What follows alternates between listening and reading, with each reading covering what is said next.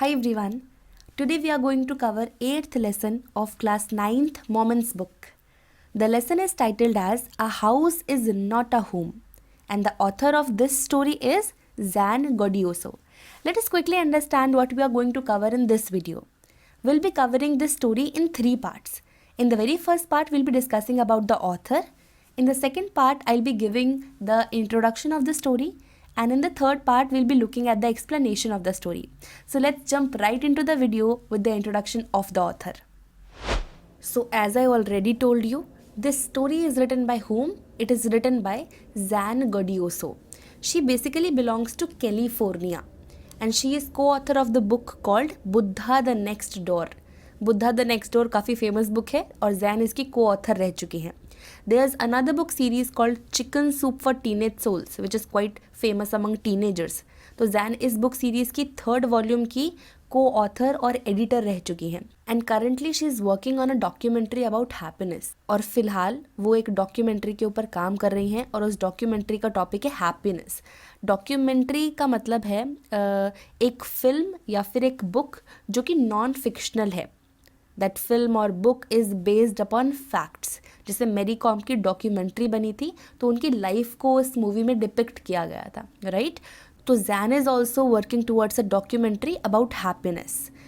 So this was all about Zan. Now let us quickly get in to the next part of the video.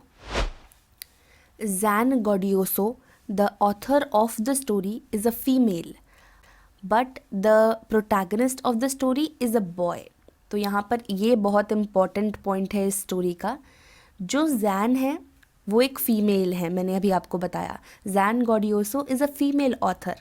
पर हमारी story का जो protagonist है, that means main character जो हमारी story का है, he is a boy. So protagonist of the story is boy. तो अगर स्टोरी में जहाँ पर भी ही या हिम रेफर हो, सो डोंट गेट कन्फ्यूज्ड. ये स्टोरी लिखी है जैन गॉडियोसो ने, पर उन्होंने अपने आप को इस स्टोरी का मेन कैरेक्टर नहीं बनाया है. इस स्टोरी का मेन कैरेक्टर एक लड़का है.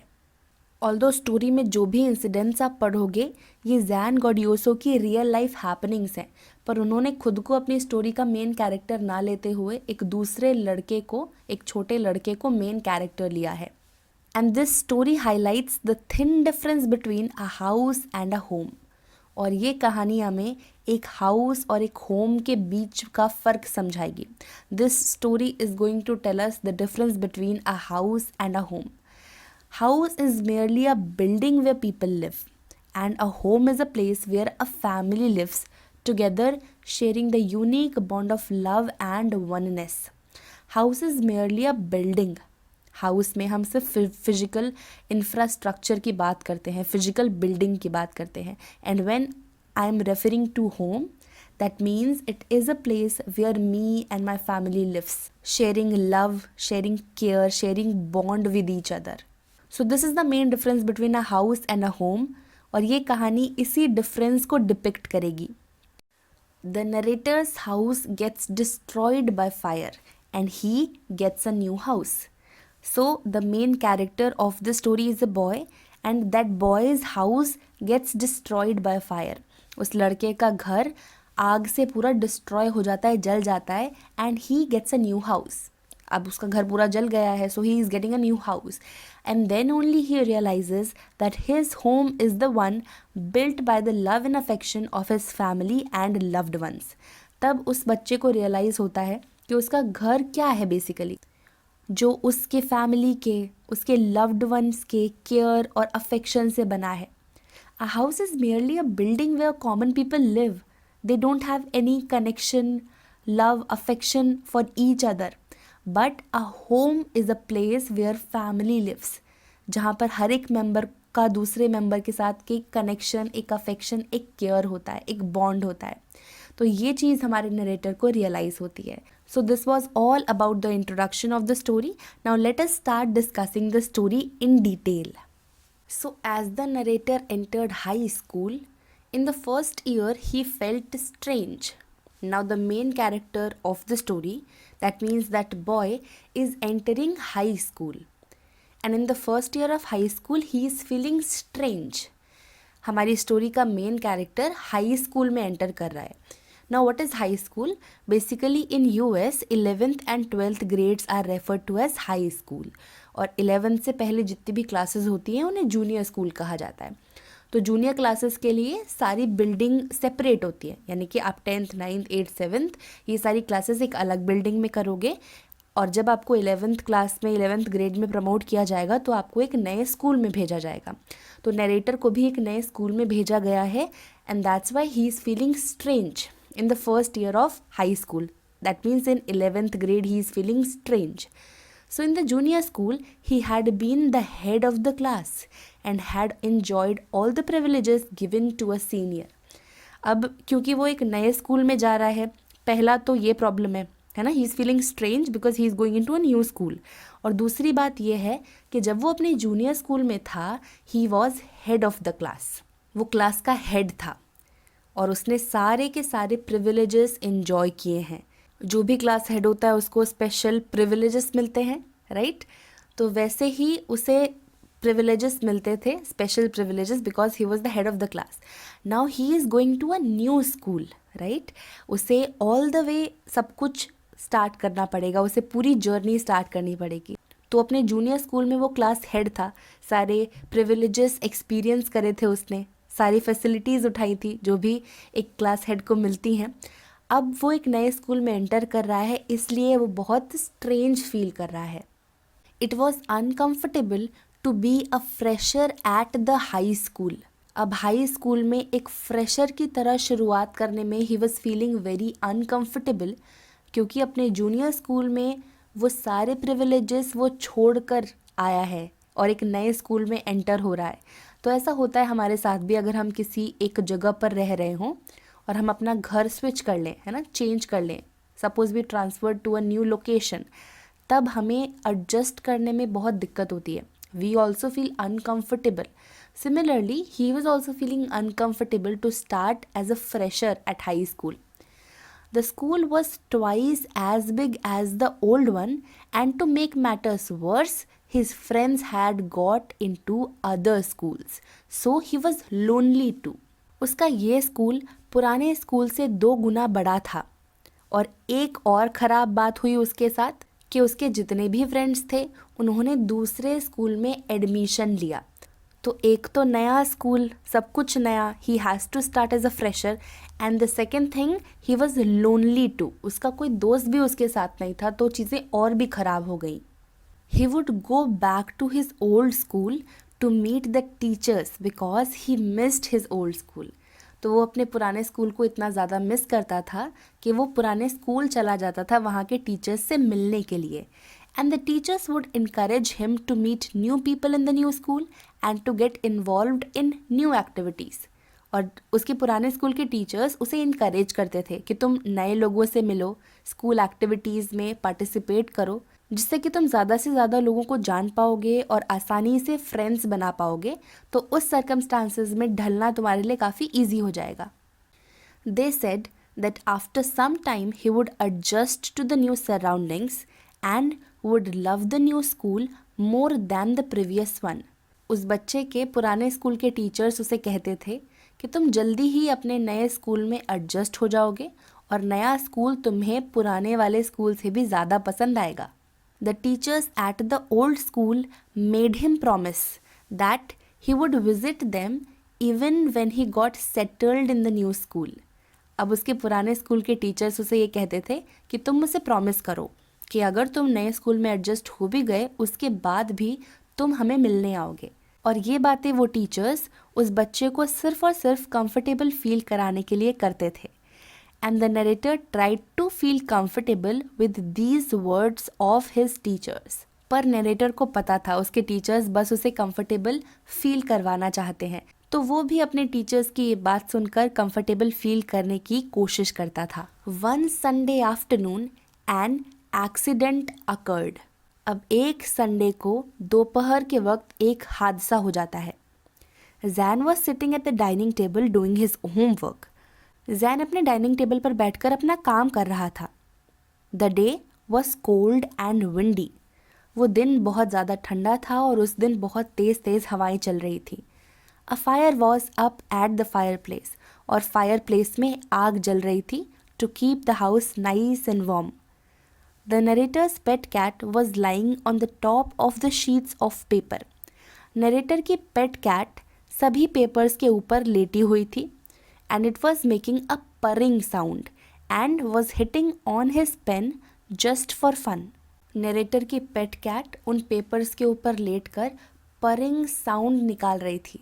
Purring is basically a soft buzzing kind of sound. तो वो ऐसी आवाज़ निकाल रही थी और just for fun नरेटर के पेन पर बार बार मार रही थी, हिट कर रही थी. As Zan has rescued the cat, it remained close to him as he protected her, and somehow it knew that narrator has given it the good life.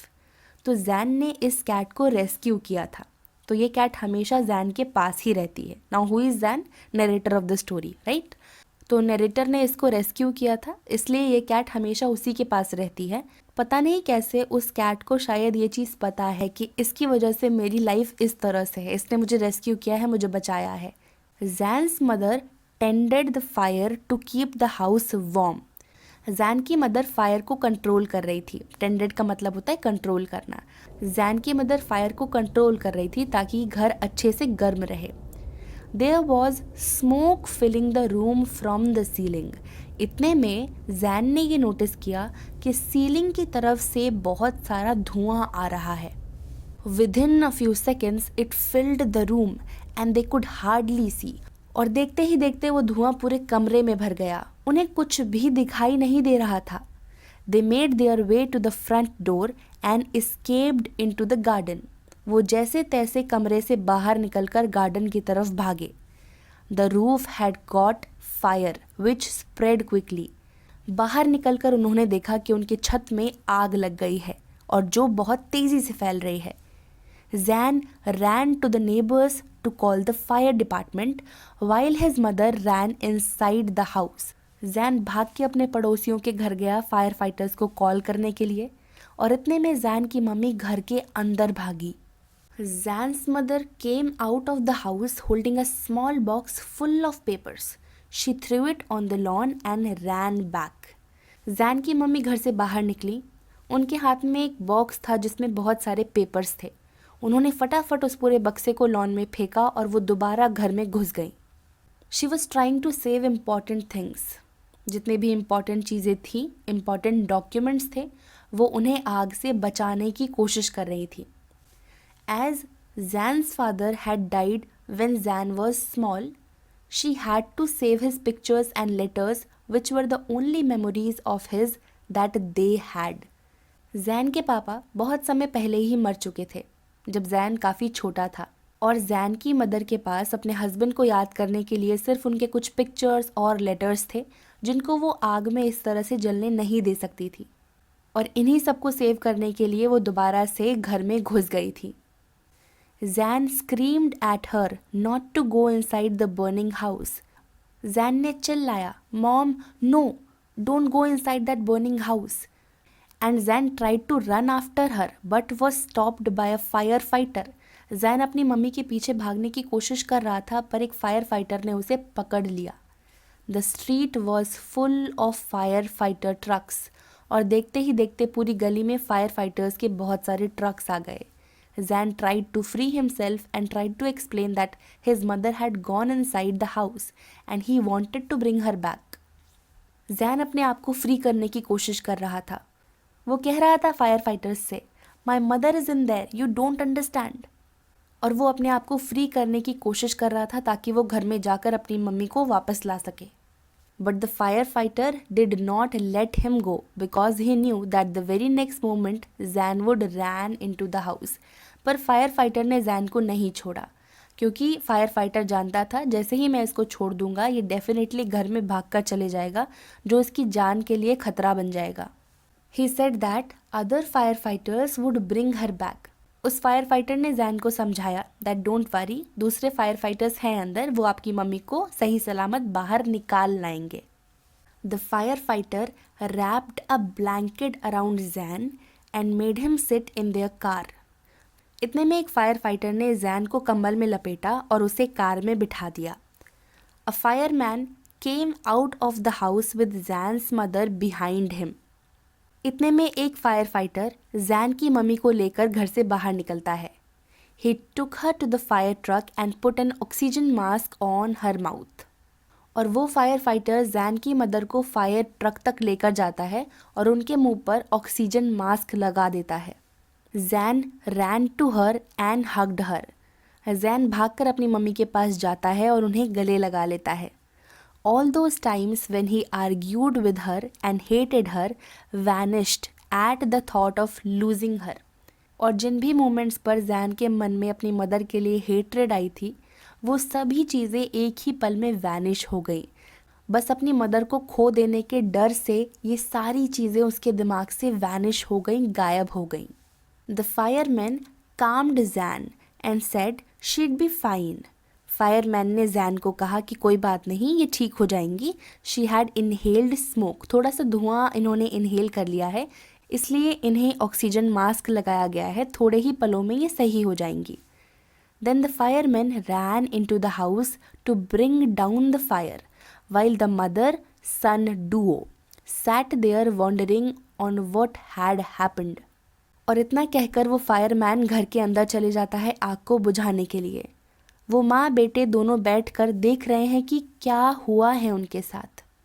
Jain still remembers how he saw his house burn and felt helpless about it. तो जैन को अभी भी याद है कि किस तरह से वो अपनी आंखों के सामने अपने घर को जलता हुआ देख रहा था एंड ही वॉज हेल्पलेस। वो उस चीज़ के बारे में कुछ भी नहीं कर सकता था। It took them 5 hours to control the fire. आग पर काबू पाने के लिए 5 घंटे लग गए। The house was totally burned down. उनका घर पूरी तरह से जल गया था। Then Zan realised that his pet cat was missing.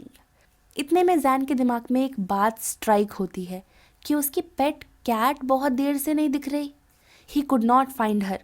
उसे अपनी पेट कैट कहीं भी आसपास नहीं दिख रही है। घर में आग लग चुकी है, सब कुछ जल गया है, उसकी पेट कैट कहाँ है? उसके मन में ये सवाल आता है। He got sad and depressing thoughts like difficulty adjusting to new school, the burning of the house and losing his pet cat made him cry. वो बहुत ज़्यादा दुखी हो जाता है। उसे बहुत डिप्रेसिंग ख्याल आने लगते हैं कि किस तरह से स्कूल में एडजस्ट करने में मुझे डिफ़िकल्टी हुई, किस तरह से मेरा घर जल गया और अब मेरी पेट कैट भी शायद मुझसे दूर हो गई है। ये सभी चीज़ों को सोचकर जैन रोने लग जाता है। ही thought that he was suffering many losses. उसे ये फील होता है कि उसके लाइफ के इस मोमेंट पर वो बहुत सारे लॉसेस को झेल रहा है। सबसे पहला उसके फ्रेंड्स के बिछड़ने का loss, because he went to a new school. वहाँ पर उसके पुराने दोस्त नहीं हैं तो वो पुराने दोस्त छूट गए। दूसरा उसका घर जल गया और तीसरा उसकी पेट कैट भी उससे दूर हो गई। They were not allowed to go into the building as it could be dangerous. But Zan wanted to know about his cat, but he had to leave. उन्हें घर के अंदर जाने की परमिशन नहीं थी क्योंकि अभी भी घर के अंदर जाना काफ़ी डेंजरस था। पर जैन अपनी कैट के बारे में जानना चाहता था। क्या उसकी कैट अंदर है या नहीं है, या वो मर गई है, या क्या हुआ है exactly. He wanted to know about his cat. पर क्योंकि वो घर के अंदर नहीं जा सकता, उसे मजबूरन वश वहाँ से जाना पड़ा। They got in to the car with none of their belongings. वो कार में बैठे पर उनके पास अपना कोई भी सामान नहीं था। उनका सारा घर का सामान उस आग में जल गया। All they had were the few blankets given by fireman. उनके पास सिर्फ कुछ ब्लैंकेट्स थे जो फायरमैन ने उन्हें दिए थे। They spent the night at Zan's grandparents' house. Zan के grandparents के घर पर उन्होंने अपनी रात बिताई। Zan went to the school next day. ये सारा हादसा संडे को हुआ था। अब मंडे को सुबह वो स्कूल जाता है। At the time of fire, he was wearing the dress that he wore to the church on Sundays. जब उसके घर में आग लगी थी तब उसने वो कपड़े पहने हुए थे जो वो यूजुअली संडेज को पहनता था चर्च जाने के दौरान। He was not wearing his shoes. He had removed them and kicked them off when he sat to do his homework. Zan के पास उसके शूज़ भी नहीं थे, क्योंकि जब वो अपना काम कर रहा था तब उसने अपने जूतों को निकाल कर उन्हें दूर फेंक दिया था। They were burnt in fire too, और वो जूते भी आग में जल गए। So Jane borrowed tennis shoes from his aunt, तो जैन ने अपनी आंट से टेनिस शूज़ बोरो किए। He did not want to go to school, Zan school नहीं जाना चाहता था, पर उसकी मम्मी ने उसे फोर्स किया। He was embarrassed because his clothes were unusual. He did not have a bag, books and homework. Jain को बहुत embarrassed फील हो रहा था क्योंकि उसके कपड़े बहुत अजीब थे, उसके पास उसका बैग नहीं था, बुक्स नहीं थी और ना ही homework. He thought that God wanted that he should live like a person who was different from others and did not fit well in the society. Jain सोचता है कि शायद भगवान यही चाहते हैं कि मैं कभी किसी सोसाइटी में ठीक से एडजस्ट ना करूं, इस वजह से उन्होंने इस तरह की सिचुएशन मेरी लाइफ में क्रिएट करी। Zan was so upset that he wished to die. Zan इतना ज़्यादा परेशान और अपसेट हो गया था कि वो मरना चाहता था। Zan walked around the school like a dull, lifeless person. He felt insecure as all his belongings, his old school, his old friends, pet cat, and his house had been snatched from him. अब जैन बिल्कुल ही lifeless इंसान की तरह school में घूम रहा था। He was feeling very dull, very upset, and also he was feeling insecure, क्योंकि उसकी जितनी भी बिलोंगिंग्स थी, उसका पुराना स्कूल, उसके पुराने दोस्त, उसकी पेट कैट, हालांकि उसका घर भी, वो सभी चीज़ें उससे छिन गई थी। On his way back he walked through his burned house and was shocked to see the extent of damage that had been caused by the fire and the chemicals that extinguished it.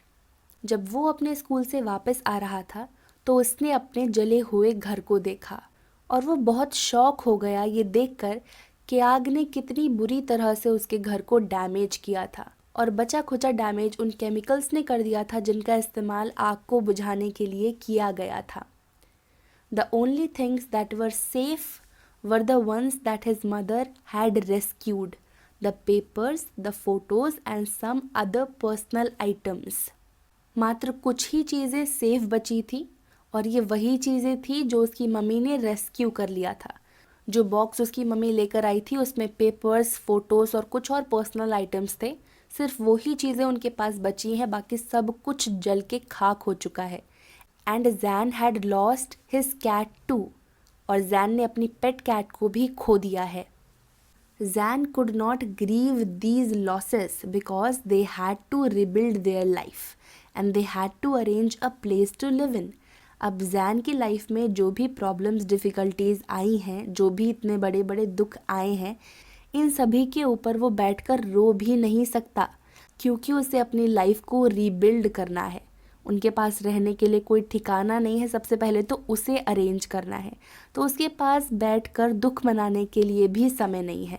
They had to borrow money from his grandparents as they did not have credit cards, cash और any identity proofs to withdraw money from the bank. तो उन लोगों को जैन के grand parents से पैसे बोरो करने पड़े, क्योंकि उनके पास क्रेडिट कार्ड भी नहीं था, कैश भी नहीं था, कोई आइडेंटिटी प्रूफ भी नहीं था जिससे कि वो बैंक से पैसा निकाल सके। इसलिए उन लोगों ने जैन के ग्रैंड पेरेंट्स से कुछ पैसा उधार लिया। After some days the workers were removing the remains of the burned house. They were living in a rented apartment nearby, but Zan would visit his old house and see the workers. अब कुछ दिनों बाद उनके पुराने घर में repair का काम स्टार्ट हो जाता है। जितने भी वर्कर्स थे उस जले हुए घर के बचे हुए पार्ट्स हटा रहे थे, और जैन और उसकी मदर पास ही में एक रेंटेड अपार्टमेंट में रह रहे थे। But Jain would visit his old house and see the workers, पर जैन बार बार अपने पुराने घर जाता था और वर्कर्स को काम करते हुए देखता था। He wished to find his cat there, वो बार बार वहाँ इसलिए जाता था ताकि शायद उसे उसकी कैट मिल जाए. He had lost her but kept thinking of the poor soul. Zan ने अपनी कैट को खो दिया था, पर स्टिल वो हमेशा उसके बारे में सोचता रहता था. How it would wake up when Zan disturbed it and then followed him, climbed up his gown and would fall asleep while sitting in his pocket. He missed her. अब जैन अपनी कैट को याद करता है कि कैसे हर रोज़ सुबह जैन उसको डिस्टर्ब करता था. फिर वो कैट जैन के पीछे पीछे आती थी, उसके ऊपर चढ़कर उसके गाउन के पॉकेट में ही सो जाती थी. जैन उसे बहुत मिस कर रहा था. Jain thought that bad news spread faster because everyone including all the teachers knew about his sad story. अब जैन ने ये सोचा कि जो बुरी खबर होती है वो एकदम आग की तरह फैलती है, क्योंकि उसके नए स्कूल में सारे टीचर्स, सारे बच्चों को उसकी कहानी के बारे में पता चल गया है कि उसके साथ क्या क्या हुआ है. And Jain is feeling embarrassed as well as guilty. उसे बहुत गिल्टी और एम्बेरस्ड फील हो रहा है, एज इफ़ ये सब उसकी वजह से ही हुआ हो. He was getting attention for all the wrong reasons. उसे attention तो मिल रही थी हर तरफ से जो वो चाहता था, पर wrong reasons की वजह से उसे attention मिल रही थी. वो इस तरह की attention बिल्कुल नहीं चाहता था. The next day at school was unusual. अगले दिन जब जैन स्कूल गया तो स्कूल कुछ unusual सा उसे लग रहा था. Zan was changing for the gym class when students gathered around him and asked him to hurry up. Jain अपनी जिम क्लास के लिए कपड़े चेंज कर रहा था. इतने में उसके क्लासमेट्स आए और उसे जल्दी करने के लिए कहा. Zan was accustomed to strange happenings and so did not react much. अब पिछले बीते दिनों में जैन के साथ इतना कुछ हो गया है कि उसको अब कुछ भी स्ट्रेंज नहीं लग रहा. तो उसके क्लासमेट्स जिस तरह से बिहेव कर रहे हैं उससे ये चीज़ भी बिल्कुल स्ट्रेंज नहीं लग रही, क्योंकि ऑलरेडी उसकी लाइफ में इतना कुछ हो चुका है. The students pushed him into the gym and he realised the reason when he reached there. तो जैन के क्लासमेट्स उसे पकड़कर जिम में लेकर गए और जब वो वहाँ पहुँचा तब उसे रियलाइज़ हुआ कि माजरा क्या है. There was a table full of articles like notebooks, clothes and stationery items. जब जैन जिम में पहुंचा तो उसने देखा वहाँ एक टेबल रखा हुआ है जिसके ऊपर बहुत सारी चीज़ें रखी हुई हैं, जैसे कि नोटबुक्स, कपड़े, stationery items. It felt like Christmas time and Jain got emotional. Jain ये सब देखकर काफ़ी इमोशनल हो जाता है. उस दिन उसने नए दोस्त बनाए and they invited him to their houses. और जैन के नए नए बने दोस्तों ने उसे अपने घर में इनवाइट किया. He was moved by their concern for him. He felt relieved because it was for the first time that he felt something good was happening to him. He made new friends that day. अपने classmates का ये concern देखकर जैन बहुत ज़्यादा emotional हो गया था. उसे रिलीव्ड भी महसूस हो रहा था, क्योंकि बीते दिनों में इतना कुछ बुरा होने के बाद आज पहली बार उसके साथ कुछ अच्छा हुआ था. उसे पहली बार रियलाइज़ हुआ that something good was happening और उसने उस दिन नए दोस्त बनाए. After a month Jain visited his house as it was being rebuilt. He had 2 friends with him and the incident transformed him. He came out of the negativity and made new friends. He realized that just like his house was being rebuilt, similarly his life was also being rebuilt. अब 1 महीने बाद जैन अपने घर को देखने जाता है जिसका रीबिल्डिंग का काम चल रहा था. जैन अकेला नहीं है, उसके साथ उसके 2 दोस्त भी हैं. इस इंसिडेंट ने जैन को पूरी तरह से ट्रांसफॉर्म कर दिया था. वो नेगेटिविटी से बाहर आया और उसने नए दोस्त बनाए. वो अपने घर को दोबारा बनते हुए देख रहा था. तब उसे रियलाइज़ होता है कि जिस तरह से उसका घर दोबारा रीबिल्ट हो रहा है, सिमिलरली उसकी लाइफ भी रीबिल्ट हो रही है, उसकी ज़िंदगी भी दोबारा बन रही है. They sat on the pavement and were planning Jane's new bedroom. तो जैन और उसके 2 दोस्त पेवमेंट पर बैठकर जैन के नए बेडरूम का प्लान बना रहे थे कि कैसा उसका बेडरूम दिखेगा. And someone walked up to Jain from behind and asked if the cat that she was holding belonged to him. Jain अपने दोस्तों से बात कर ही रहा था, इतने में कोई उसके पास पीछे से चल के आता है और पूछता है कि क्या ये कैट आपकी है. Jain turned around and grabbed his pet cat, held her close and cried. Jain पीछे घूमकर देखता है तो ये पाता है कि एक लेडी है जिसने उसकी कैट को होल्ड किया हुआ है. जैन उस लेडी की गोद से अपनी पेट कैट को ले लेता है, उसे हग करता है और रोने लगता है. On union with her master the cat made a happy sound. Jain's friends shared his happiness and jumped around. अब अपने मास्टर यानी कि अपने मालिक के साथ रीयूनियन पर कैट एक हैप्पी साउंड निकालती है जो वो यूजुअली निकालती थी, दैट परिंग साउंड. और इस वक्त जैन के दो अच्छे दोस्त भी उसके साथ हैं. They are also sharing his happiness and they are jumping around. Jain के दोस्त आसपास खुशी से कूद रहे हैं. Due to the fire Jain's pet cat behaved strangely and ran almost a mile away. आग की वजह से जैन की कैट ने अजीब से बिहेव किया था और वो लगभग 1 मील भाग कर चली गई थी. Although their phone number was written on her collar, but as their phone had been destroyed in the fire, the lady could not contact them. हालांकि जैन की पेट कैट के कॉलर पर उनका कॉन्टैक्ट नंबर लिखा था, पर उनके घर के साथ साथ फ़ोन वगैरह सब कुछ जल गया था, तो वो लेडी उनसे कॉन्टैक्ट करती भी तो कैसे. She made efforts to trace their address through the number and thus reached them. तो उस लेडी ने बहुत ज़्यादा एफ़र्ट्स किए और उनके कॉन्टैक्ट नंबर से उनके एड्रेस को ट्रेस किया और उनके पास पहुंच गई. She could make out that the cat was being missed by her master because the cat was also sad and missed him. उस लेडी को ये समझ आ रहा था कि इस कैट के जो ओनर होंगे डेफिनेटली इसको बहुत ज़्यादा मिस कर रहे होंगे, क्योंकि कैट भी बहुत ज़्यादा दुखी थी और अपने ओनर को मिस कर रही थी. When Zan sat with his cat and his friends, the sadness disappeared. जब जैन अपनी कैट के साथ अपने दोस्तों के साथ बैठा, सडनली सारा दुख गायब हो गया. He was happy and thankful for getting a new life, which got him new friends, a kind woman who had returned his cat and his pet cat. He got a new life.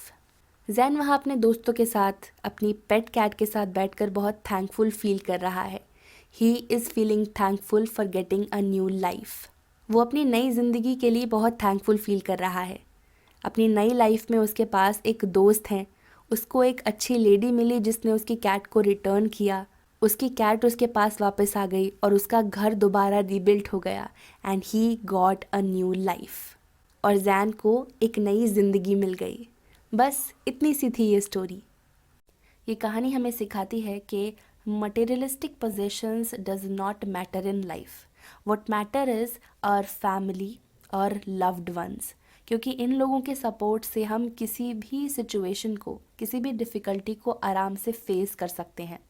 और secondly ये कहानी हमें समझाती है that we only need a home and our loved ones to be happy in life. So this was all about this story, and let us end this video over here. That's it for this video. I'll see you guys in the next one.